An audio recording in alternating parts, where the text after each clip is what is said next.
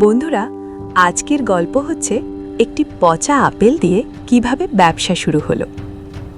একটি ছোট ভাঙা ঘর, সেখানে থাকে রুকসানা। ক্ষুধায় তার মুখ শুকনো। কবে এমন দিন আসবে যখন পেট ভরে খেতে পারবো? একদিন রাস্তা দিয়ে হাঁটার সময় তার পায়ে ঠেকে একটা পচা আপেল। সে চারদিকে তাকায়, কেউ নেই। পচা হলেও ফেলে দেব না, মাটিতে পুঁতে দেব, হয়তো গাছ হবে। সে আপেলটা মাটিতে পুঁতে দেয়, প্রতিদিন একটু একটু পানি দেয়। দিন যায়, চারা গাছ বড় হয়, পাতা আসে, ডালপালা ছড়ায়। তুই বড় হ, তুই একদিন আমায় বাঁচাবি।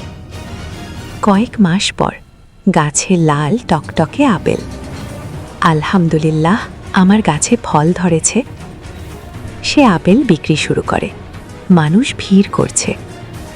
আপেল কি মিষ্টি হবে? এটা আমার নিজের গাছের, আল্লাহর দান, খুব মিষ্টি হবে। বছর কেটে যায়। রুকসানা এখন বড় ব্যবসায়ী। বাড়ি, বাগান, সুখ সবই আছে। সে গরিবদের সাহায্য করে। আমিও একদিন তোমাদের মতোই ছিলাম। একদিন দেখা গেল সে বসে আছে আর কাঁদছে।